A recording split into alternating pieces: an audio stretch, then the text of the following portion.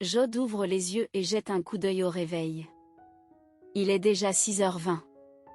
Réalisant qu'elle pouvait dormir encore 1h30, elle se sentit soulagée. Fermant à nouveau les yeux, Jody fut surprise par la voix forte de sa belle-mère derrière la porte. Quelques instants plus tard, sa belle-mère entra dans la pièce, portant Molly dans ses bras. Jody se réveilla à nouveau et se précipita vers elle. La femme a placé la petite fille sur le lit avec colère et a exprimé sa frustration, disant que même pour leur seul jour de congé, elle devait travailler à l'hôpital. Jode a exprimé son besoin de dormir. La belle-mère se moque d'elle et la rejette en disant qu'elle est jeune et qu'elle aura beaucoup de sommeil. Elle est sortie en claquant la porte et a laissé Jode soupirer en rapprochant sa petite sœur. On essaie de dormir un peu, Molly. Jode demande à la petite fille de hocher la tête et d'admettre qu'elle a peur de dormir seule. Je suis venue voir papa et maman. Maman s'est réveillée toute grincheuse et a commencé à jurer en disant que je les empêchais de dormir, avoue Molly. Jode l'a rassurée en lui disant qu'elle n'avait pas peur quand elle était là. Molly a accepté avec joie et s'est glissée sous les couvertures de sa sœur, s'endormant instantanément.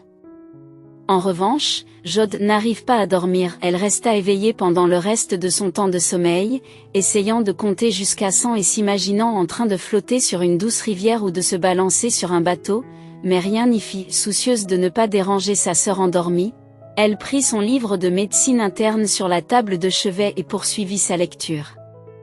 Il y avait beaucoup à apprendre avant lundi. Jode travaillait comme infirmière de garde dans le service de chirurgie vasculaire. Elle avait obtenu ce poste après avoir réussi ses examens et obtenu son certificat au cours de sa 3e année d'études. L'infirmière en chef, Suzanne, avait observé Jode de près et avait constaté qu'elle s'adaptait et apprenait rapidement. Jode n'était pas une fille gâtée et s'adaptait facilement à de nouvelles circonstances. Elle a perdu sa mère dans un accident de voiture alors qu'elle n'avait que 6 ans. Depuis lors, son père Grégory était devenu distant et parlait rarement. À l'âge de 7 ans, Jode a commencé à s'occuper d'elle-même, apprenant à faire des tâches comme la lessive, la cuisine et le nettoyage de la maison. Son père ne lui prête pas beaucoup d'attention, car il part à l'usine tôt le matin et revient tard le soir, en mangeant ce que sa fille a préparé. Ensuite, il s'endort simplement sur le canapé devant la télévision. Grégory ne s'intéresse guère à la vie scolaire de Jody, ni même aux choses les plus élémentaires, comme ce qu'elle a mangé ce jour-là ou si elle a besoin d'argent pour acheter de nouvelles fournitures. C'est sa grand-mère, Marie, qui l'a mis au courant de cette négligence. Malgré son âge avancé et le fait qu'elle vive dans une autre ville, Marie travaillait toujours avec diligence. Elle travaillait comme enseignante, ce qui l'empêchait de rendre fréquemment visite à son fils et à sa petite-fille. Elle a toutefois réussi à venir pendant les vacances de Noël et a été choquée par ce qu'elle a vu. L'appartement était propre. Les sols étaient lavés, la poussière essuyée et de la nourriture était en train de cuire sur la cuisinière. Mais il était évident que tout cela avait été fait de manière maladroite et enfantine. Grand-mère, qui était sage, a serré sa petite-fille dans ses bras, lui a donné les cadeaux qu'elle avait apportés et l'a emmenée dans sa chambre. Là, elle fait semblant de s'intéresser aux affaires de Jody. Elle ne tarde pas à remarquer que tous les vêtements de sa petite fille sont vieux et usés. Ils avaient été rapiécés avec diligence, mais maladroitement. L'encre du stylo était presque sèche et il ne restait que des fragments de crayon, pour l'instant. Jetez un coup d'œil à vos cadeaux, dit Marie avec affection. Ouvrez le grand sac là-bas. Il y a des friandises, savourez-les. Je vais vous apporter du thé. Elle revint de la cuisine avec un plateau qui contenait une grande tasse de thé avec du lait et des sandwichs.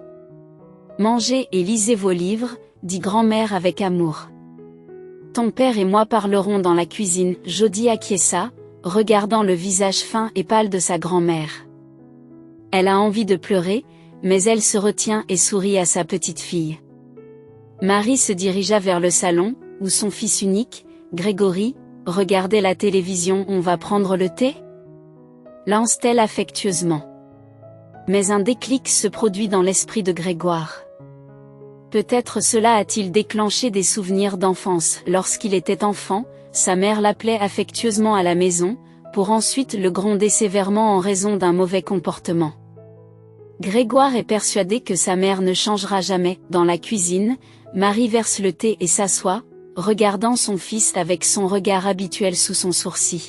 « Qu'est-ce qui ne va pas, maman ?» demanda Grégoire avec prudence, espérant que son intuition était fausse. Il déglutit difficilement, car cela faisait des mois qu'il ne voulait toujours pas reconnaître la mort de sa femme. Tant qu'il évitait d'en parler, il pouvait faire comme si rien ne s'était passé. C'était comme si Sarah était partie pour un long voyage d'affaires et qu'il ne savait pas quand elle reviendrait. Mais sa mère, comme toujours, ne supportait pas le silence. Elle était stricte et avait des principes, soulignant toujours ce que Grégoire refusait de voir. C'est pourquoi il la craignait et l'aimait à la fois. « Qu'est-ce qui se passe ?» demanda-t-il, tentant de retarder l'inévitable conversation. « Tout va bien entre nous, n'est-ce pas ?» Marie parle calmement, sa voix contient une pointe de détermination qui ne peut être ignorée. Grégoire sait au fond de lui qu'il ne peut plus se dérober à la vérité. Est-ce qu'elle fait le ménage toute seule ? Va-t-elle à l'école et revient-elle à la maison sans surveillance ? Est-ce que ça va ?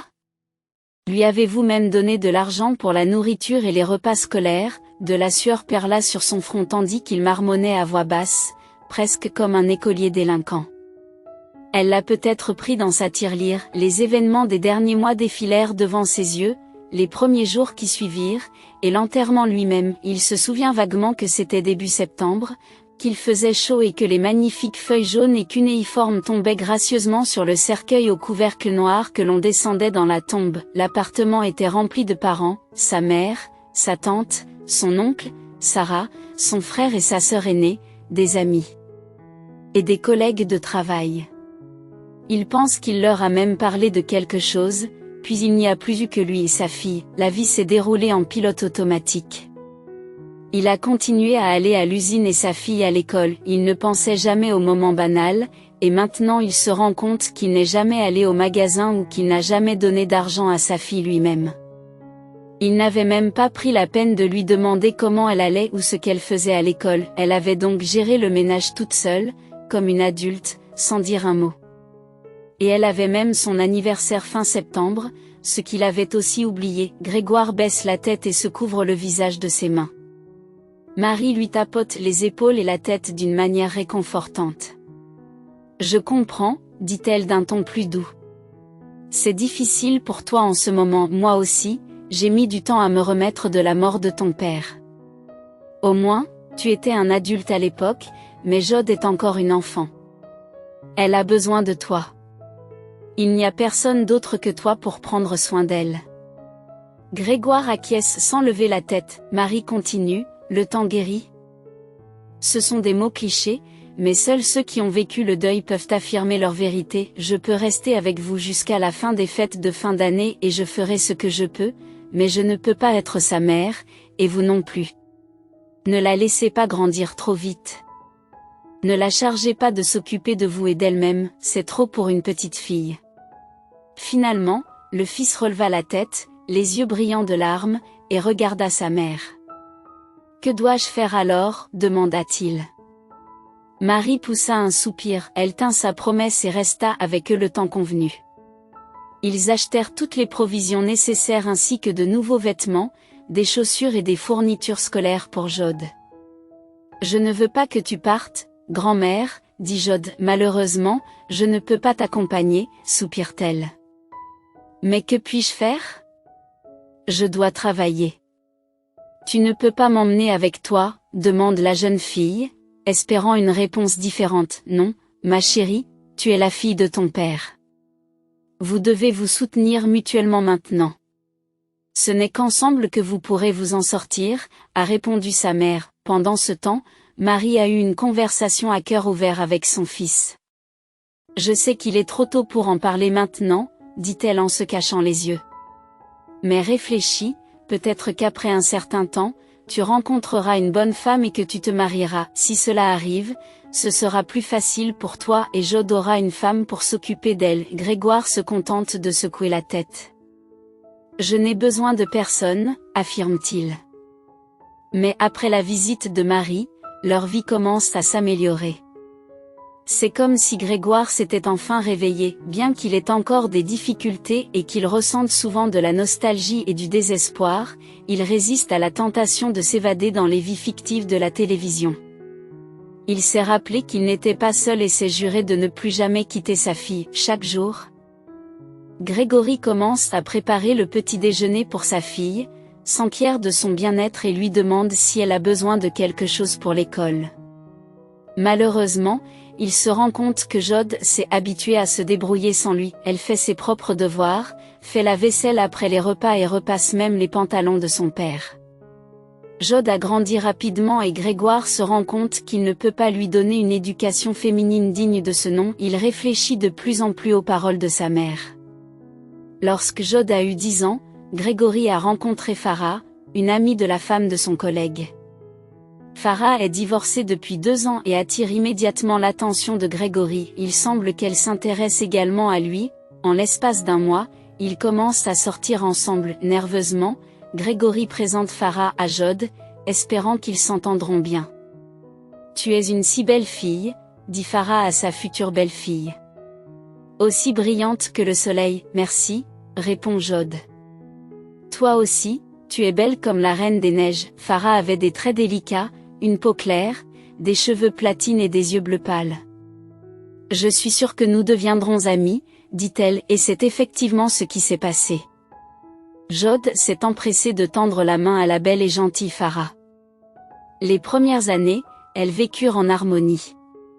Farah appréciait le calme et l'assiduité de Jode. Jode excellait dans ses études, recevait des éloges lors des réunions parents-professeurs et participait aux tâches ménagères. Cependant, tout a changé lorsque Grégory et Farah ont décidé d'avoir un enfant. Tous deux âgés d'une trentaine d'années, Farah et Grégory ont eu du mal à concevoir un enfant.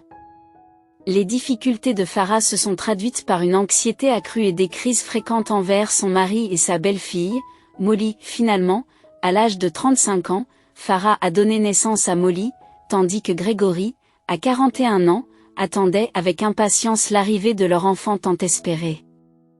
Tout au long des conflits entre Farah et Molly, Grégory a toujours soutenu sa femme, rappelant à Molly d'être patiente et d'éviter les disputes avec Farah. Malgré les paroles parfois cruelles de sa belle-mère, Molly cache ses émotions à son père.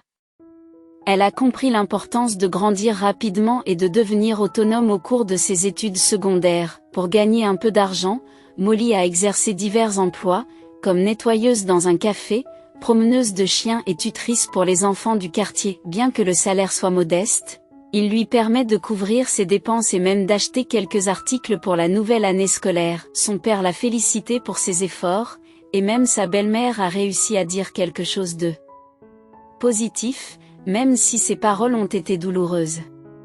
Depuis son plus jeune âge, Molly rêve de devenir médecin. La mort tragique de sa mère, victime d'un accident de bus lors d'une tempête de pluie, l'a beaucoup marquée. Elle s'est souvent demandé si une négligence médicale n'avait pas contribué au décès de sa mère, s'interrogeant sur le temps de réponse des ambulances, la disponibilité des médecins et la qualité des soins à l'hôpital. Alors qu'elle entrait à l'école de médecine, une étape importante dans sa vie, Molly a dû abandonner son emploi à temps partiel pendant les 2 premières années. Ses journées étaient consacrées à l'étude et à la mémorisation des subtilités du savoir médical, ce qui lui laissait peu de temps libre. La 3e année s'est révélée être un cycle implacable de cours exigeants, d'études pharmaceutiques et d'une quantité écrasante d'informations à assimiler. L'écologie, la pathologie, l'anatomie, la chirurgie opératoire et la physiologie pathologique ne sont que quelques-unes des matières que Jode a étudiées.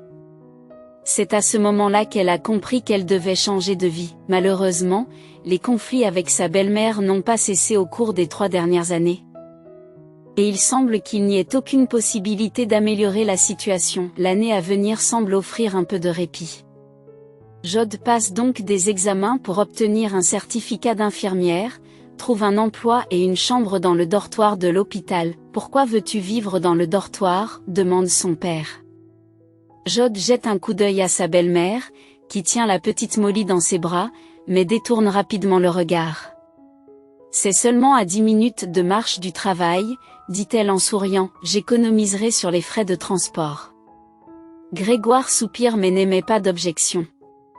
Depuis lors, Jody ne se rendait que rarement dans la maison de son enfance et n'y passait que rarement la nuit, et ce pour une bonne raison. Quelques minutes avant que le réveil ne sonne, Jody l'éteignit avec précaution, ne voulant pas réveiller sa petite demi-sœur.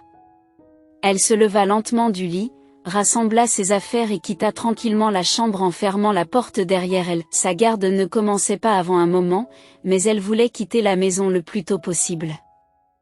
Lorsqu'elle arriva à l'hôpital, il restait encore 1 heure avant que le travail ne commence au jeudi. L'accueille joyeusement Anna, sa collègue de travail. « Qu'est-ce que tu fais ici si tôt ?»« Je me suis levée tôt, » répond Jody. « Comment ça se passe dans le service ?» Anna haussa les épaules. « Tout semble calme. Pas de nouvelles admissions, nous avons administré des antibiotiques, fait des perfusions et changé des pansements. » Jod acquiesce. « Il y a quelqu'un aux soins intensifs ? » Oui, une personne. Une femme âgée très gentille. Au fait, on lui a retiré un caillot en urgence avant-hier, nous devons changer ses bandages. D'accord, dit Jod. Bon, puisque je suis là de toute façon, je vais te laisser rentrer plus tôt. Anna sourit joyeusement.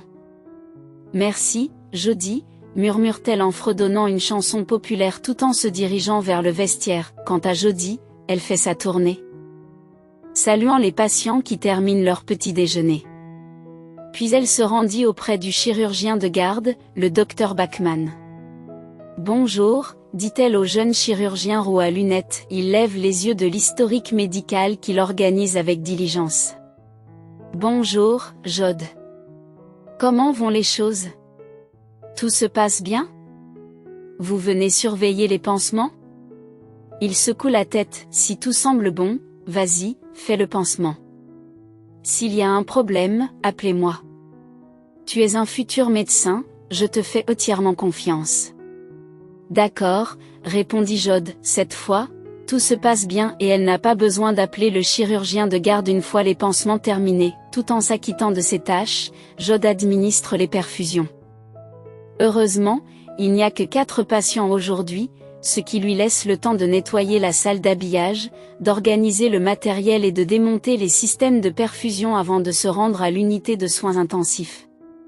Le patient de l'USI était soigné par les infirmières et les médecins affectés à cette unité, mais les changements de pansement étaient effectués par les médecins du service de Jod. En s'approchant du lit, Jod remarque une femme âgée et frêle, les yeux fermés, respirant lentement et profondément.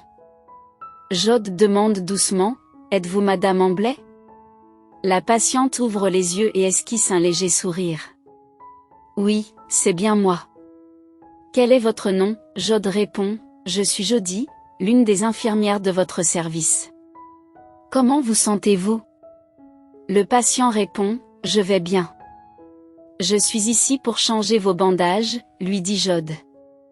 Madame Amblay a essayé de soulever la couverture mais n'en a pas eu la force. Jod l'a gentiment aidée et lui a suggéré, « Vous devriez vous reposer maintenant. » Madame Amblay sourit faiblement et observe attentivement Jod qui retire habilement les anciens bandages, examine le site chirurgical, le traite et le sèche, puis applique soigneusement un nouveau bandage.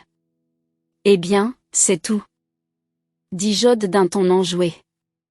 Bon rétablissement, la patiente pousse un gros soupir mais exprime immédiatement sa gratitude. Jod avait l'intention de consigner le changement de pansement dans le journal, mais il a entendu l'anesthésiste mentionner que Madame Amblay devait être emmenée dans un autre service à 17 heures. Tout excité, Jod demande, « Est-ce qu'elle va bien ?» L'anesthésiste répond dédaigneusement, « Si seulement. » Malheureusement, avant que Jod ne puisse s'enquérir davantage, l'anesthésiste a été appelé, la laissant curieuse de savoir ce qui pouvait bien ne pas aller. En tant que futur médecin, Jod s'intéresse à chaque cas qui se présente à elle. Elle ne pouvait pas laisser Madame Amblay sans surveillance, surtout après le commentaire énigmatique de l'anesthésiste. Jod demande des éclaircissements au chirurgien traitant, qui est occupé à remplir les dossiers des patients sur son ordinateur. Après avoir relayé les propos de l'anesthésiste, Jod hésite sur le seuil, désireux de poser d'autres questions sur l'état de Madame Amblay. « Docteur Bachmann, dit timidement Jod. » « Le chirurgien jette un coup d'œil à sa montre, puis propose, c'est l'heure du déjeuner. Prenons un peu de nourriture et discutons de vos questions pendant le repas. Assis à la cantine et dégustant leur repas, le docteur Bachman demande, alors, que voulez-vous savoir? Jod répond, c'est au sujet de Madame Amblay, nous la transférons dans notre service, mais quand j'ai posé la question au médecin de l'unité de soins intensifs, il m'a semblé étrange. Le docteur Bachman soupire et explique, oui, Madame Amblay est un cas grave. Elle a 75 ans, Madame Amblay a été amenée à l'hôpital dans une ambulance parce qu'on soupçonnait la présence d'un caillot sanguin. Elle a été opérée, et bien qu'une partie du caillot ait été enlevée, l'opération n'a pas été complètement réussie. Le docteur Jod l'a informé qu'il y aurait une consultation avec le médecin-chef demain pour déterminer le meilleur traitement. Le docteur Jod a exprimé sa surprise lorsqu'elle a demandé si le chirurgien vasculaire, le docteur Hun, était au courant de la situation. Le docteur Jod a répondu en secouant la tête. Le chirurgien a alors déclaré que si le docteur Jod n'avait pas d'autres questions, il était temps de reprendre le travail, et la garde s'est poursuivie sans incident. Madame Amblay a été placée dans un service séparé, où elle a exprimé sa gratitude au médecin et à l'infirmière. Le docteur Jod ne peut s'empêcher de ressentir un sentiment d'excitation, sachant que la consultation de demain déterminera l'avenir de cette gentille dame âgée.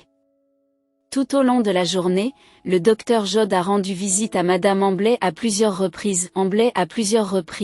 Malgré son apparence affaiblie et pâle, elle l'accueille toujours avec un léger sourire, qui lui rappelle sa propre grand-mère, Marie. À la fin de sa garde, le docteur Jod se rend à ses cours d'endocrinologie, qui se déroulent dans le même hôpital, quelques étages plus bas. En sortant du service, elle évite de justesse d'entrer en collision avec un homme effronté portant des couvre-chaussures et une blouse jetée au hasard.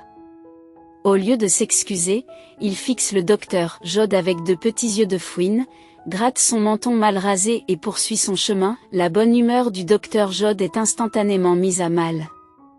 Sa camarade de classe et amie, Alexis, l'a accueilli joyeusement, mais a rapidement remarqué sa tristesse. Alexis travaillait elle-même dans le service de gastro-entérologie du même hôpital. Le docteur Jod explique la situation de la femme âgée qui a été hospitalisée pour un caillot de sang, et Alexis demande si elle se trouve dans l'unité de soins intensifs. Le docteur Jod répond qu'elle a été transférée dans un service normal, ce qui semble apaiser certaines inquiétudes.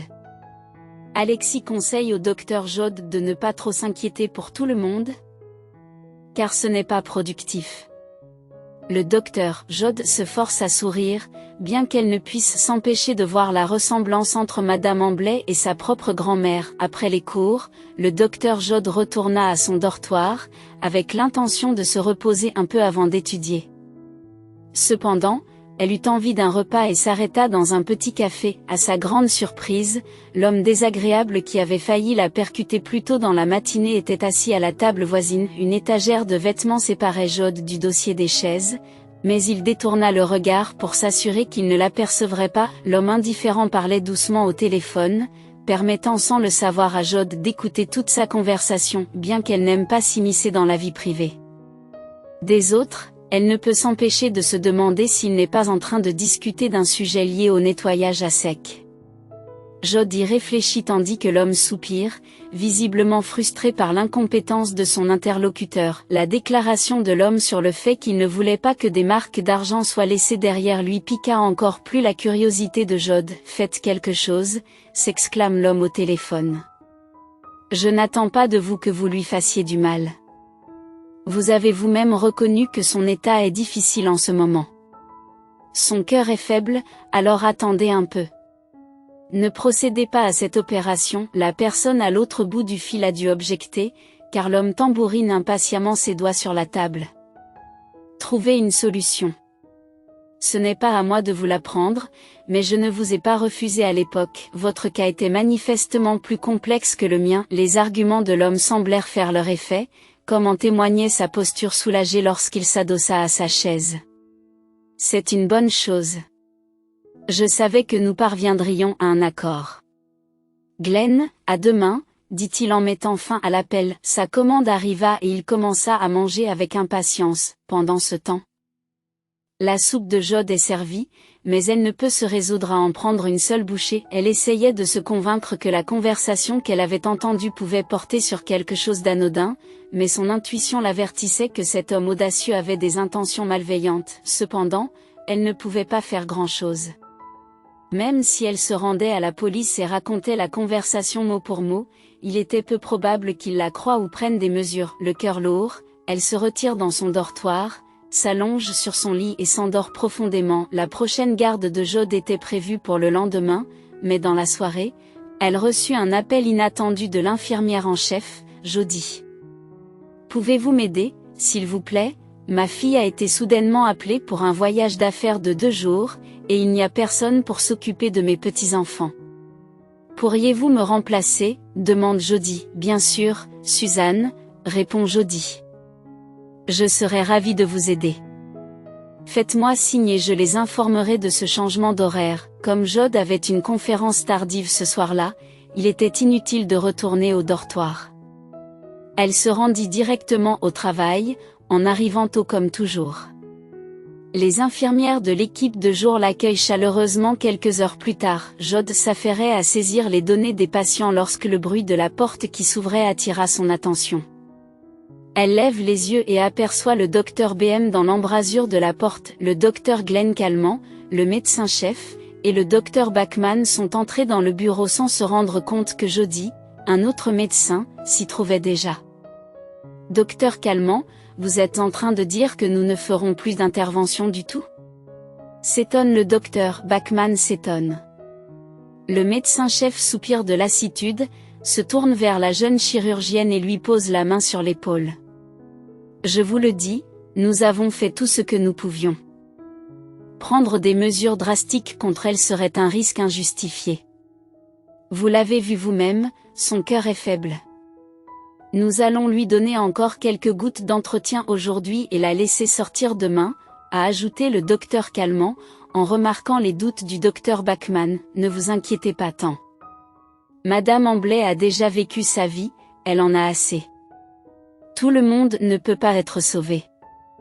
Croyez-moi, je suis un médecin expérimenté et j'ai vu beaucoup de cas comme celui-ci, » rassure le docteur Calment. Le docteur Bachman acquiesce faiblement. Le médecin en chef sourit de satisfaction et d'encouragement avant de partir. Ce n'est qu'à ce moment-là que Jody remarque le docteur Bachman. « Oh, Jody, vous êtes encore de service aujourd'hui, » dit-il. « Vous avez tout entendu ?» Jody acquiesce tristement. « Oui, c'est comme ça, prépare-toi, tu vas devenir médecin et tu devras prendre des décisions difficiles. » Je comprends, souligne le docteur Bachman. Tout au long de sa garde, Jody n'a cessé de penser à Madame Amblay. Quelque chose ne tournait pas rond. Après le dîner, elle s'occupe de la vieille dame et lui dit « Jody, le médecin est venu me voir et m'a dit qu'il me laisserait sortir demain. » « Oui, c'est vrai. »« Comment vous sentez-vous » demande Jody. « Je suis encore faible, » reconnaît la patiente.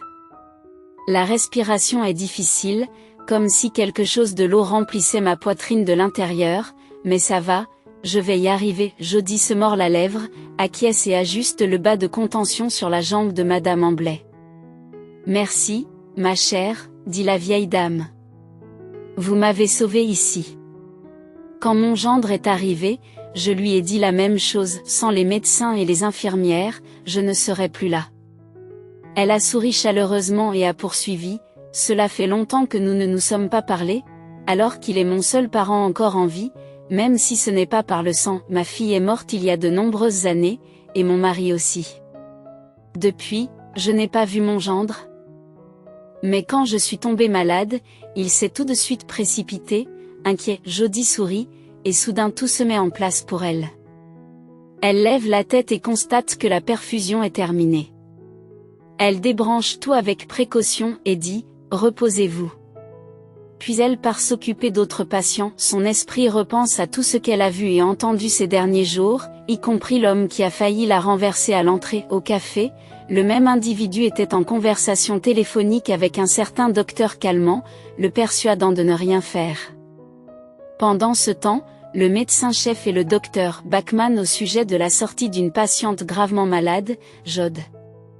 Prenant son courage à deux mains, Jod s'approche du docteur Bachmann qui remplit comme d'habitude les dossiers médicaux. « Qu'y a-t-il, Jod ?» lui demande-t-il. « Pouvons-nous parler de Madame Hanley ?» demande Jod, calmement mais fermement. « Pourquoi la laissez-vous sortir ?» Le médecin soupira, visiblement mécontent de la situation. Il a été ordonné par un médecin plus expérimenté et plus ancien, sans parler du médecin en chef. Les ordres des supérieurs ne sont pas discutables, même si vous n'êtes pas d'accord, répondit-il. Jod le regarde droit dans les yeux et lui dit, « Je ne sais pas, Jody. J'ai proposé d'essayer de dissoudre le caillot, mais le chef n'était pas d'accord. » « Pourquoi ?» demande Jody. Il pense que son cœur ne le supportera pas et qu'elle n'a plus beaucoup de temps. Il vaut mieux ne pas prendre de risques, explique le médecin. Jod se précipite vers la table, ouvre le dossier médical de Mrs. Ham et montre au chirurgien les résultats de ses examens. Regardez, cela date d'aujourd'hui. Ces résultats sont bons. L'électrocardiogramme montre des changements normaux liés à l'âge et l'échocardiogramme est également normal. Le docteur Bachmann se pince les lèvres et Jod poursuit. Et son caillot sanguin n'est pas si vieux. Nous pouvons encore essayer de le dissoudre. Il y a encore une chance. Quel est son pronostic maintenant ? Quelques semaines, dit sèchement le médecin. Si elle a de la chance, un mois, Jody le regarde avec horreur. Elle a encore une chance, plaide-t-elle. Le docteur Bachmann soupire. Que suggérez-vous ? Jod le regarde avec détermination et dit, c'est l'ordre du médecin-chef, mais nous avons encore du temps jusqu'à demain matin, nous pouvons faire l'opération nous-mêmes, Jody.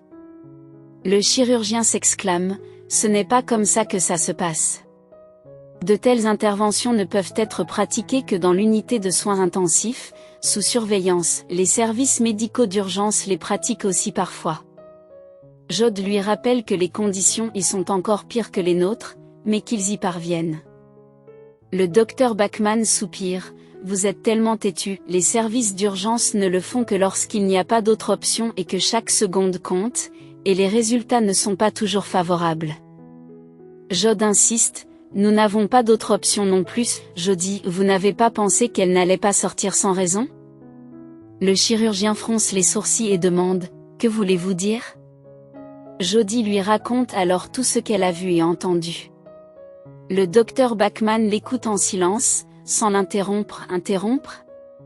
En effet, il s'agit de l'homme peu attirant au crâne chauve, au physique chétif et aux petits yeux. Il a confirmé qu'il était son gendre et qu'il connaissait le médecin-chef. Hier, j'ai été convoqué au bureau du docteur Coleman pour faire le point sur l'état de Madame Hanley, et cet homme était également présent. Je suis curieux de savoir comment il connaît le médecin en chef, se dit Jod. Le chirurgien réfléchit un instant, il semble que Madame Hanley ait mentionné que son gendre occupe un poste important au sein de la police de la route ou d'une autorité similaire. Vous savez, les gens ont raconté que le fils du docteur Coleman avait été impliqué dans un accident il y a quelques mois. Il semble que quelqu'un ait même été blessé dans cet incident, mais il a réussi à échapper à toute conséquence. Jod a exprimé sa surprise, suggérant que le docteur Coleman avait peut-être passé un accord avec lui, et que l'homme avait maintenant des obligations à remplir. Je me demande pourquoi cet individu veut faire du mal à cette dame âgée, s'interroge Jod à voix haute. Le médecin haussa les épaules et répondit, qui sait ? Il pourrait s'agir d'une question d'héritage ou de problèmes personnels. Ce ne sont que des hypothèses, Jod, mais tu as raison, nous devons protéger la vieille dame. Madame, préparez tout pour la perfusion pendant que je vais chercher les médicaments. 30 minutes plus tard, le médecin revient avec les médicaments et ils se rendent dans le service de Madame Ham. La vieille dame les accueille joyeusement, pensant qu'ils en ont terminé pour la journée. Le docteur Bachmann sourit chaleureusement et dit, « J'ai décidé de vous dorloter encore une fois avant votre sortie. Celui-ci durera toute la nuit. » Madame Ham s'étonne et mentionne que le cathéter n'a pas encore été retiré. Le docteur Bachmann lui assure que la perfusion ne perturbera pas son sommeil, et que Jod et lui surveilleront tranquillement ses progrès. Merci, mes chéris, dit affectueusement la vieille dame en les regardant tous les deux. Jody n'oubliera jamais cette nuit-là. Elle et le docteur Bachmann n'arrivaient pas à dormir, incertains de l'effet des médicaments sur Madame Hanley. Il était possible que le caillot sanguin soit trop vieux et que rien ne se passe, ne lui laissant que quelques semaines à vivre. Ils ont pris un risque, commis un crime en quelque sorte, en vain. D'un autre côté, le médicament pouvait être trop puissant, entraînant une hémorragie fatale pour la patiente. Heureusement, la chance était de leur côté. Au matin, la perfusion était terminée et Madame Hanley continuait à dormir paisiblement. Sa respiration est restée régulière et calme. Avant sa sortie, je ferai une autre radiographie pour évaluer l'efficacité du médicament, a déclaré le chirurgien. Curieux, Jod demanda comment ils allaient expliquer cela au médecin-chef ou à son gendre. Le médecin sourit et répond, « Je ne le ferai pas.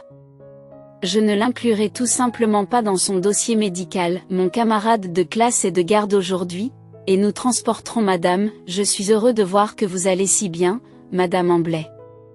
C'est un vrai soulagement. » Jod ne peut s'empêcher de ressentir un sentiment de bonheur et de surprise devant le rétablissement de Madame Hanley. Elle s'attendait à ce qu'elle soit en mauvais état après sa sortie de l'hôpital. Maintenant que Madame Hanley se sentait en pleine forme, les inquiétudes de Jod se dissipaient. Alors que la journée se poursuivait et que Jod assistait à ses cours, elle a reçu un message du docteur Bachmann. Ce message l'a soulagée et elle n'a pu s'empêcher de sourire. Jod essaie de se concentrer sur ses cours, mais ses pensées reviennent sans cesse à Madame Hanley. Elle se demandait comment elle se sentirait après sa sortie de l'hôpital et si quelqu'un s'occuperait d'elle. Madame Hanley avait mentionné qu'à part son gendre, elle n'avait plus personne.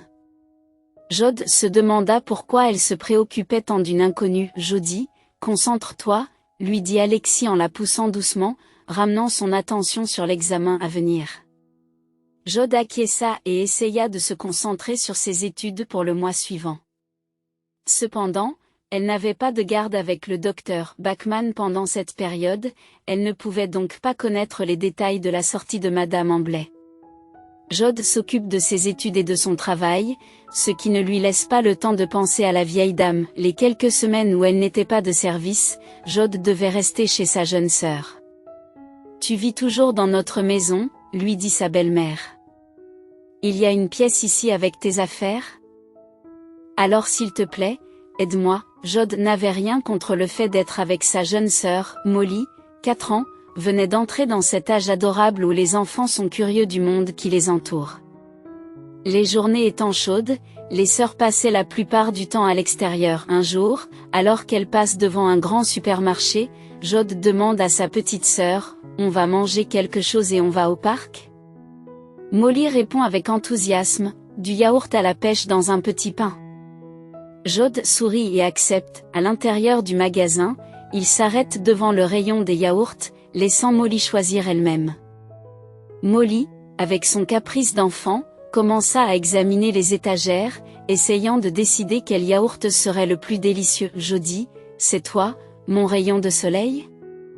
Jod entend soudain une voix familière derrière elle. Elle se retourne et aperçoit Madame Hanley. La vieille dame avait l'air bien vivante. Je regardais. « C'est bien vous, mais je vous ai reconnu à vos cheveux. »« C'est bien vous. »« Enchantée, Madame Hanley. »« Comment vous sentez-vous » demande Jod. « Très bien. Je me souviens que c'est vous et le médecin qui m'avez posé la perfusion avant la sortie de l'hôpital, » répond Madame Hanley avec enthousiasme.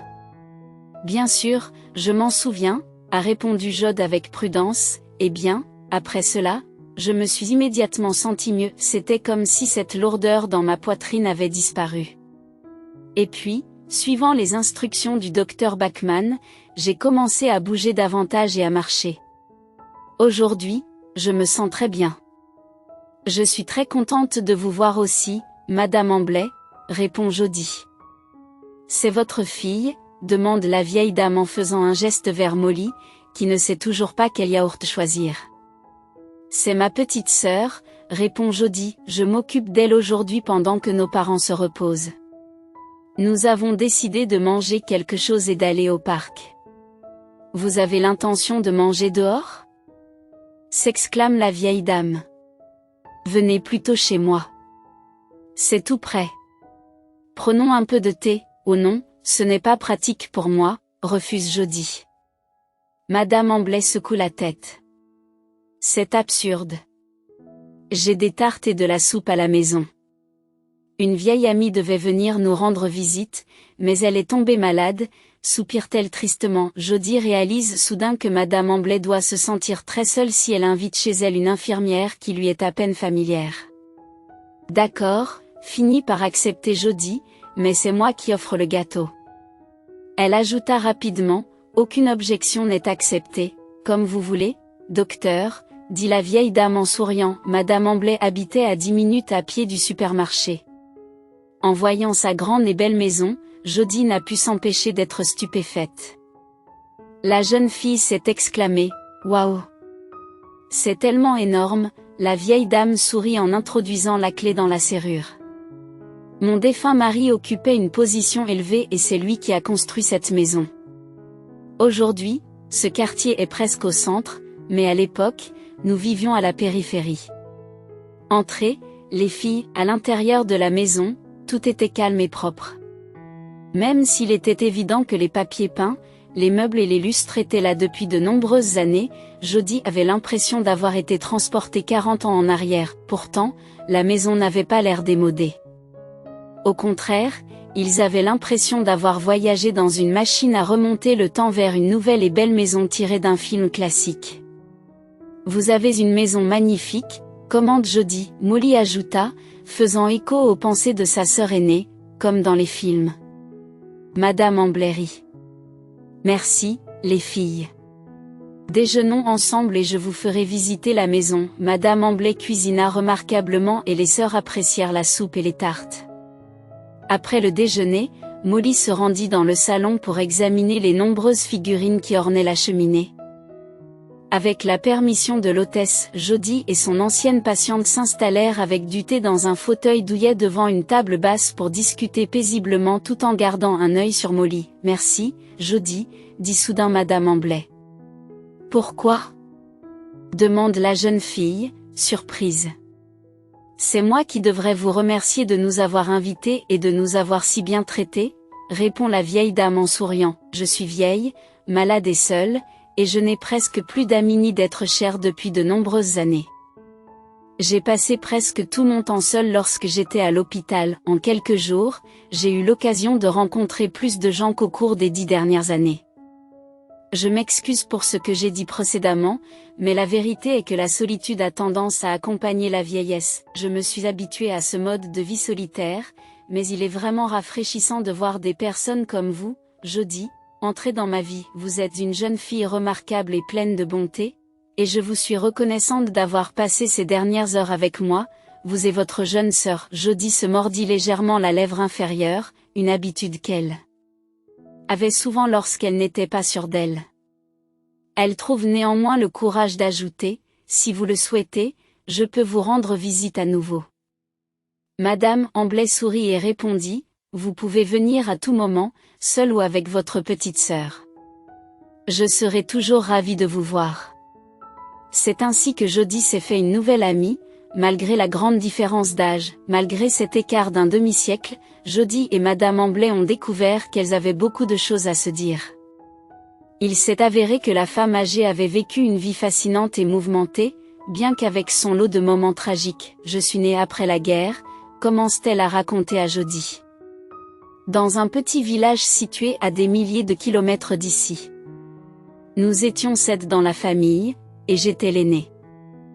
On pourrait penser que c'est agréable d'être la seule fille, mais en vérité, ce n'est pas le cas. Si j'avais été la plus jeune, l'expérience aurait peut-être été différente. Cependant, en tant qu'aînée, mon rôle consistait principalement à aider ma mère dans les tâches ménagères, telles que la lessive, la cuisine et l'entretien du jardin. Je devais également m'occuper de mes jeunes frères. Le congé de maternité n'existait pas à l'époque, et ma mère avait à peine le temps de se remettre de l'accouchement avant de reprendre son travail. Jody n'a pu que dire waouh, stupéfaite par la résilience de Madame Amblay. Comment avez-vous fait face à tout cela? Pendant un instant, Jody s'est rendu compte que ses propres difficultés d'enfance semblaient moins importantes. Je ne savais pas que c'était différent à l'époque, répond Madame Amblay. C'est ainsi que tout le monde vivait à l'époque. Mais au fond de moi, je savais que je ne voulais pas accepter cette vie. Mon père prenait toutes les décisions à ma place, y compris celle de trouver un prétendant dans notre village et même de dresser une liste de dot. Il a promis qu'il me fournirait un cochon, une douzaine de poulets et un veau. En retour, les parents du marié étaient prêts à lui offrir un cheval, une jeune vache et une paire de canards. Financièrement, le mariage semblait avantageux. Cependant, je ne pouvais pas supporter l'idée d'épouser le marié. Il était comme n'importe quel garçon de village ordinaire, robuste et diligent, mais il y avait quelque chose de répugnant en lui. Il avait tendance à s'engager dans des bagarres insensées, visant souvent des personnes plus faibles que lui. Je l'ai vu donner un coup de pied à un chien malchanceux qui croisait son chemin. Mais le plus important, c'était la façon dont il me regardait, comme si j'étais un objet à posséder plutôt qu'une personne méritant l'amour et le respect. J'étais considérée comme sa possession. Même si nous ne nous étions jamais parlé auparavant. Il s'agissait simplement d'un arrangement entre nos parents. « Qu'est-ce que tu as fait ?» demanda Jode. « Je me suis enfuie », a répondu Madame Amblay. Il y avait 3 kilomètres à parcourir dans la forêt entre notre village et la gare. Le train ne s'y arrêtait que 2 fois par semaine, précisément à minuit, en direction de la capitale. Le train ne s'est arrêté que 2 minutes, et j'étais là, un jeune homme de 18 ans. La veille, j'avais caché un petit sac dans la remise. Dans ce sac, il y avait une bouteille de lait, une miche de pain et une paire de chaussettes chaudes supplémentaires. J'ai attendu que mes parents se couchent, je suis sortie discrètement de la maison et j'ai couru à travers la forêt en pleine nuit. C'était terrifiant, j'avais peur de me perdre, de rencontrer un loup ou un ours, et je craignais d'être en retard ou d'être rattrapée par mes parents. Tu as été vraiment courageuse, a remarqué Jode. Non, ma chère, je tremblais de peur comme une feuille. Mais heureusement, le destin était de mon côté. Je suis arrivée à la gare juste au moment où le train s'arrêtait. Rassemblant mes dernières forces, je me suis dirigée vers le dernier wagon.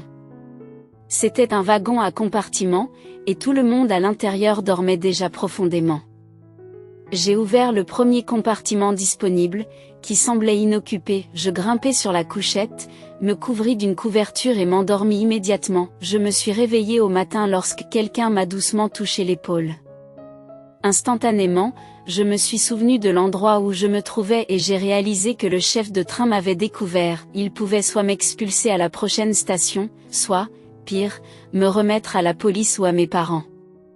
Cependant, il s'est avéré qu'il s'agissait d'une autre personne que le conducteur. C'était un jeune homme, peut-être plus âgé que moi de quelques années, qui me regardait avec surprise. « Qu'est-ce que tu fais ici ?» me demanda-t-il. « Je me rends à la capitale, » répondis-je. « Ah bon? Et pourquoi es-tu dans mon compartiment ?» J'ai haussé les épaules. « Eh bien, vous êtes seul ici. Cette place est-elle si précieuse pour vous que vous n'ayez pas de billet ?» m'a-t-il demandé. À ce moment-là, j'ai compris qu'il pourrait me dénoncer, et les larmes ont commencé à couler. Mais il semblait effrayé. « Pourquoi pleurez-vous si soudainement ?» a-t-il dit. « Je ne vais pas informer le chef de train ou qui que ce soit d'autre à votre sujet. Cela ne me dérange pas, et d'ailleurs, je t'ai apporté du thé. » J'ai descendu de la couchette et j'ai pris mon sac. J'avais du pain et du lait, et lui avait plein de nourriture que ses parents avaient préparée pour lui. Il a donc décidé de ne pas me dénoncer. « Et que s'est-il passé ensuite ?» demanda Jode en souriant. Madame Amblay secoue la tête. « Non, nous avons appris à nous connaître. Nous avons discuté. Il s'est avéré qu'il était né et avait grandi dans une ville située à 2 heures de train de mon village. J'ai eu une brève conversation avec un type et je lui ai dit que je voulais m'inscrire dans une école de théâtre. Il m'a demandé où je vivrais, ce à quoi j'ai répondu dans un dortoir. Il m'a dit en plaisantant que si je n'étais pas acceptée, il le serait à sa place. Il m'a décrite comme une fille aventureuse avec un minimum d'affaires, prête à déménager dans la capitale. Je lui ai expliqué que je préférais ne pas emporter de choses inutiles. À la fin de notre conversation, il m'a donné l'adresse de son dortoir et m'a assuré que je pourrais toujours lui demander de l'aide en cas de besoin. « Tu veux vraiment devenir actrice ?» me demanda-t-il avec curiosité. J'ai répondu « Oh, j'ai fait beaucoup d'efforts pour obtenir une place dans le dortoir. » Le destin semble m'avoir favorisé. Le directeur du théâtre, qui avait un besoin urgent d'une fille au physique typique, était par hasard examinateur dans mon cours d'art dramatique. Il m'a repéré et m'a dit que j'étais celle qu'il cherchait. Tentant de détourner la conversation, j'ajoute « Ne me regardez pas comme ça. J'étais belle à 18 ans. » Madame Hamly sourit étant à Joe d'une vieille photographie en noir et blanc. La photo représentait une jeune fille souriante avec de grands yeux, de longs cils, un nez légèrement retroussé, des lèvres pulpeuses et une épaisse tresse tombant en cascade sur son épaule. « Oui, tu étais vraiment belle, Jodie », a remarqué Jode en souriant tout en étudiant la photo. Après avoir été admise, j'ai abordé une femme à la cafétéria et lui ai demandé si elle avait besoin d'aide. J'étais prêt à faire la vaisselle ou à nettoyer le sol en échange d'un repas. Elle s'est avérée être une femme au grand cœur qui m'a non seulement fourni de la nourriture, mais m'a également permis de rester avec elle jusqu'à ce qu'on m'attribue une place dans le dortoir. Lentement mais sûrement, ma vie a commencé à s'améliorer. Curieuse de savoir comment je parvenais à survivre seule dans une ville inconnue, sans argent ni bien, Jode m'a demandé « Mais comment as-tu fait ?» La femme agérie et répond « Oh, ma chère, nous pourrions parler de cela pendant une semaine entière, mais est-ce vraiment nécessaire ?» Je ne nie pas que c'était un défi. Peut-être que ma jeunesse, mon énergie débordante et l'absence d'alternative m'ont aidé à tenir le coup. Je ne pouvais pas supporter d'imaginer ce que feraient mes parents si je rentrais chez moi. Et l'idée de me marier dans la capitale était intimidante, malgré les difficultés. Cependant, j'ai toujours gardé espoir en l'avenir, et des personnes bienveillantes, y compris mes colocataires qui étaient aussi des filles des zones rurales, m'ont soutenue en partageant tout ce qu'elles pouvaient, même la nourriture et les vêtements. Parfois, les enseignants me donnaient du travail supplémentaire. Bien sûr, tout était officieux et interdit. Mais les gens voulaient toujours quelqu'un pour chanter ou danser lors des mariages et des anniversaires.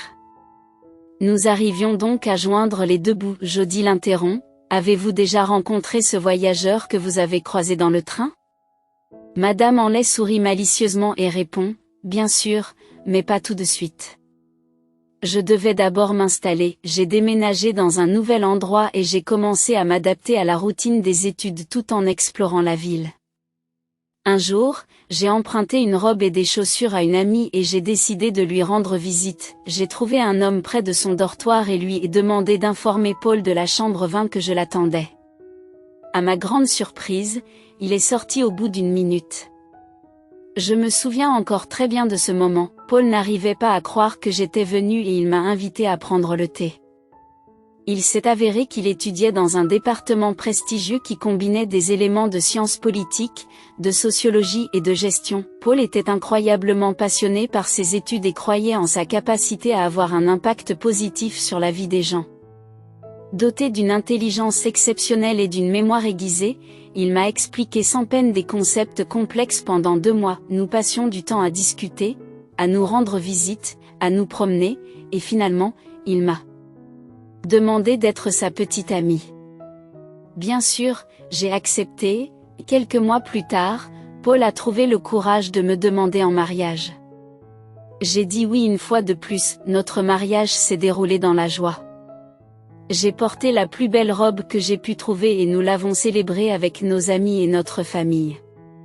Nous avons pris des photos près du bureau de l'état civil, puis nous avons fait une fête animée en ville. Cependant, le moment le plus important a été celui où nous avons emménagé dans une chambre séparée dans le dortoir, marquant ainsi le début de notre vie de couple. Je ne m'y attarderai pas trop longtemps. Mais les premières années ont été difficiles. L'amour nous a aidés à surmonter toutes les difficultés rencontrées. En outre, notre passion commune pour notre travail a joué un rôle crucial. Il m'arrivait de passer des jours et des nuits au théâtre, tandis que Paul avait ses propres réunions et voyages d'affaires. Même si nous ne nous voyions pas souvent, notre amour n'en était que plus fort. Madame Amblay se tut soudainement. Jod pensa qu'elle était peut-être fatiguée de parler. Merci d'avoir partagé vos histoires, propose Jod avec douceur. Vous ne m'avez pas du tout fatiguée, dit Madame Amblay en riant. C'est moi qui vous ai fatigué avec mes histoires centenaires. Mais vous avez raison, je garderai le reste pour une autre fois. Quelques jours plus tard, la garde de Jod s'aligne enfin sur celle du docteur Bachmann. Oh, bonjour, étudiante, l'accueille joyeusement en entrant dans la pièce. Bonjour, docteur Bachmann, dit Jod en souriant. Comment allez-vous? Je vais bien, comme toujours. J'ai juste besoin de dormir et de manger, a-t-il répondu. Je suis heureuse de vous voir vous installer dans votre nouveau rôle, sourit Jod. Elle regarda prudemment dans le couloir, s'assurant qu'il n'y avait personne, avant de demander à voix basse, « Puis-je vous demander quelque chose, le chirurgien? Vous souvenez-vous, madame? » Je me souviens que le médecin a réagi rapidement et gravement. Qu'en est-il d'elle? Tout va bien, s'empresse de le rassurer Jod. Je l'ai rencontrée récemment. Elle a l'air magnifique et semble en bonne santé, demanda-t-il avec soulagement, en fermant les yeux et en souriant béatement. Puis il ouvrit les yeux et regarda Jod, alors tout cela en valait la peine, n'est-ce pas?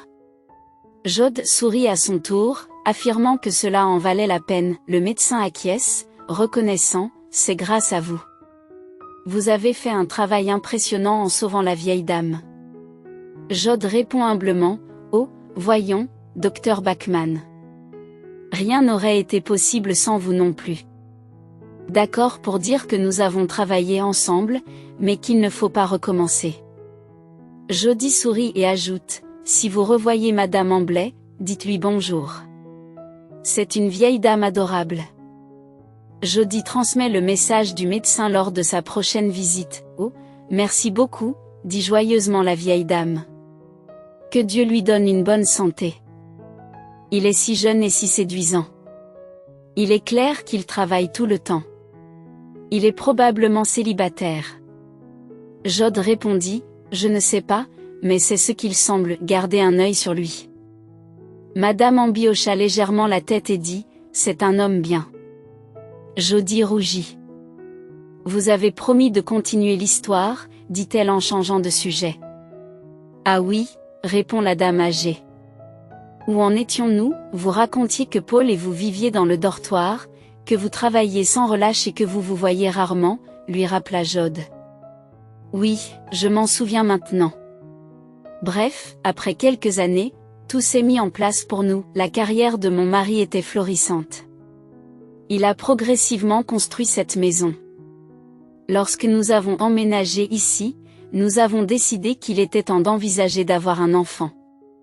1 an plus tard, notre fille Lorraine est née. Oh, comme nous étions heureux.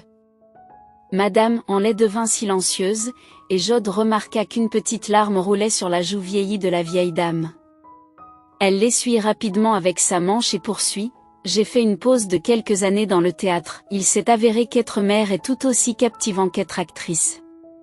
Je m'émerveillais constamment de voir comment mon mari et moi avions créé quelque chose d'aussi beau. Lorraine ressemblait à une petite poupée de porcelaine, avec ses grands yeux bleus, sa peau claire et ses cheveux noirs bouclés. Je l'habillais comme une poupée. Nous ne pouvions rien lui refuser, et c'est peut-être pour cela que Lorraine a grandi un peu gâtée. C'était inévitable lorsque vos parents vous appelaient princesse et vous traitaient comme leur divinité personnelle. Malheureusement, nous avons réalisé trop tard les conséquences de notre éducation. Mademoiselle Amy marque une nouvelle pause. Voulez-vous un peu d'eau, proposa Jod. Oui, ma chère, s'il vous plaît, répond la vieille dame. Après s'être préparée à continuer, Lorraine a dû faire face à une période difficile de son adolescence.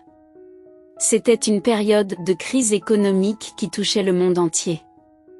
Même au théâtre où je travaillais, on ne me payait plus. Paul, qui appréciait l'honnêteté, n'était désiré par personne. En général, nous faisions de notre mieux pour faire face à cette période et, malheureusement, nous n'avons pas accordé suffisamment d'attention à Lorraine. Nous ne nous sommes pas rendus compte qu'elle s'était mise à fréquenter des jeunes gens turbulents, qu'elle disparaissait la nuit et qu'elle se disputait avec nous sans rien dire d'elle-même. Mon mari et moi étions en train de perdre le contact avec notre fille, et quoi que nous fassions, la situation ne faisait qu'empirer. C'est alors que tout a changé. Un jour, Lorraine est rentrée à la maison et nous a surpris en nous annonçant qu'elle allait se marier. Elle nous a promis de nous présenter très bientôt son fiancé, Bill. Vous l'avez peut-être déjà vu, dit Jody sans préciser les circonstances de leur précédente rencontre. Honnêtement, mon mari et moi avons été déconcertés. Il semblait étrange qu'ils puissent avoir quelque chose en commun. Cependant, Lorraine a expliqué comment ils s'étaient rencontrés. Elle était en excès de vitesse et Bill l'avait arrêtée. Je n'arrive toujours pas à comprendre comment Bill a pu conquérir le cœur de notre fille aussi rapidement, mais ils se sont mariés à la hâte. Plusieurs mois se sont écoulés depuis leur rencontre et nous pensions que notre fille avait enfin trouvé le bonheur. Elle est devenue une épouse dévouée et une femme au foyer. Malheureusement, au fil du temps, nous avons commencé à remarquer que Lorraine était loin d'être heureuse. Nous avons commencé à lui demander ce qui n'allait pas, mais elle nous répondait toujours que tout allait bien. Puis, un soir, elle a quitté la maison et est montée dans la voiture de son mari, s'éloignant au loin. C'était une nuit pluvieuse, et la route glissante a fait faire plusieurs tonneaux à la voiture. Jody a dit doucement, elle est morte sur le coup. Paul et moi n'avons pas pu comprendre la réalité pendant longtemps. Nous avons interrogé Bill sur ce qui s'était passé cette nuit-là et il nous a révélé qu'ils s'étaient disputés. Lorraine est sortie en trombe de la maison et est partie. Mon mari et moi avons eu l'impression que notre vie avait perdu tout son sens. Paul ne s'est jamais complètement remis de la perte de notre fille et a fini par décéder. 5 ans plus tard, Jody a présenté ses condoléances à Madame Amblay, qui l'a remerciée d'un signe de tête. Il n'y avait rien d'autre à ajouter. Jody saisit tendrement la main de Mrs. Amblay, et la vieille dame répondit avec reconnaissance à son geste en disant « Merci, ma chère. Vous êtes très gentille ». Encouragée par le lien qu'elles avaient établi, Jody décida de s'enquérir d'une question qui la préoccupait depuis un certain temps. « Avez-vous gardé le contact avec votre gendre, Madame Amblay ?» Madame Amblay haussa les épaules et répondit « Au début, après la mort de Lorraine, nous avons maintenu la communication, mais peu à peu, elle s'est réduite. Il m'a cependant aidé pour l'enterrement de Paul. Je me souviens lui avoir dit, Bill, tu es maintenant mon seul proche et mon seul héritier. Après cela, il a commencé à m'appeler et à me rendre visite. À l'occasion, même si c'est rarement le cas, je ne peux pas lui en vouloir, compte tenu de sa position estimée.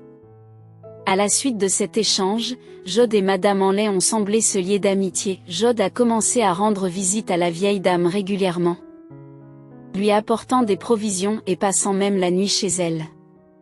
Si certains aspects de la vie de la dame s'éclaircissent au cours de ces visites, d'autres la laissent de plus en plus perplexe. Jod soupçonne de plus en plus le gendre de Madame Am d'avoir des intentions malveillantes à son égard. Cette inquiétude pour la sécurité de la vieille dame pesait lourdement sur l'esprit de Jod. Malgré cela, le gendre ne s'est jamais manifesté en sa présence, attendant peut-être son heure. Jod s'est confié au docteur Bachman lors d'une de leurs gardes. Elle lui a révélé tout ce qu'elle avait découvert. Alors qu'ils dînent ensemble, le docteur Bachman remarque, « Il semble que vous alliez au-delà de vos fonctions médicales. » « Je ne peux pas l'abandonner, » répond Jod avec sérieux, ce qui fait soupirer le chirurgien. « Je comprends, mais si le gendre a influencé le médecin-chef, comment faire? Comment contrer cela ?» Le docteur Bachman s'interroge. « Je ne sais pas, » admet Jod. « J'espère qu'il ne lui fera pas de mal intentionnellement. Peut-être devrions-nous avertir Madame Amblay d'une menace potentielle, suggère le docteur Bachman. » Jod soupire. « J'y ai pensé, mais quelle preuve avons-nous? Elle connaît son gendre depuis des années, alors qu'elle ne me connaît que depuis quelques mois. Et que peut-elle faire, même si elle soupçonne un acte criminel? Le médecin propose, Elle pourrait peut-être s'abstenir de lui céder sa maison, par exemple, mais s'il ne s'agit pas seulement d'un gain matériel? Et s'il la méprisait tout simplement? Et cette histoire autour de la mort de Lorraine me semble douteuse. Aurait-il pu jouer un rôle dans le décès de sa propre femme? Jod réfléchit à voix haute. Je ne sais pas, avoue Jod.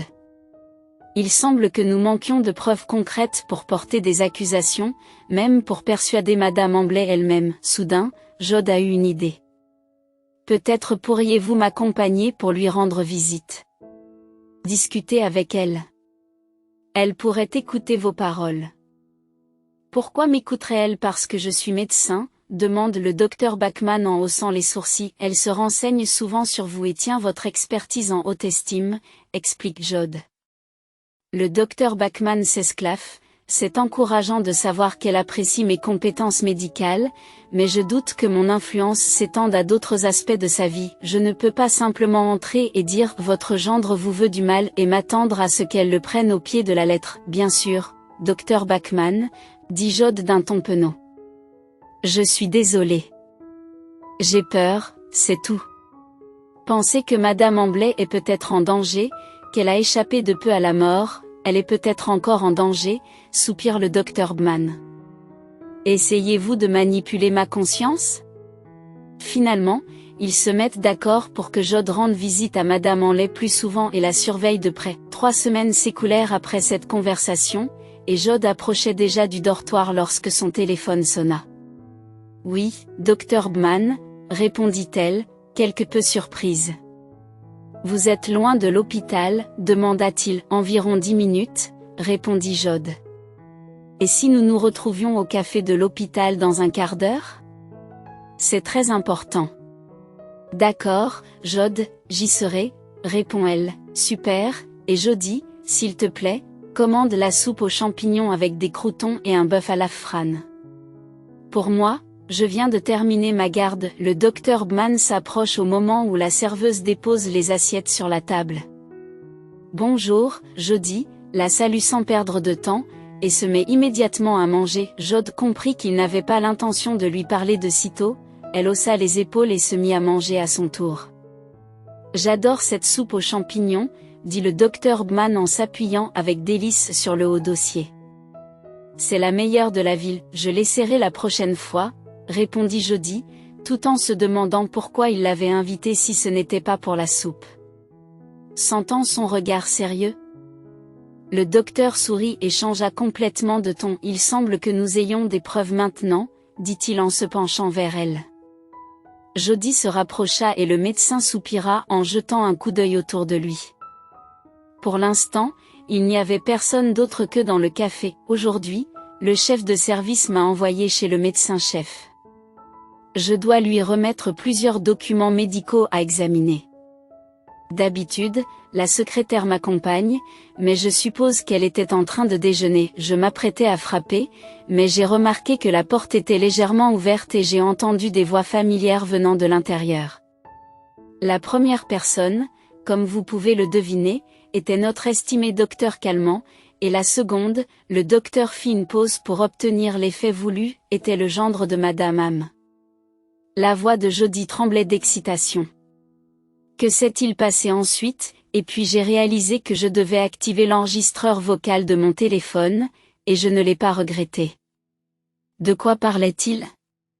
Eh bien, si je devais résumer, le gendre a demandé au docteur Calment pourquoi il lui avait dit que sa belle-mère n'avait plus qu'1 mois à vivre, mais qu'elle restait vive et joyeuse. Le chef a répondu qu'on ne peut pas tout prévoir à la minute près, et a ajouté, eh bien, ne vous inquiétez pas, votre vieille dame va mourir d'un jour à l'autre.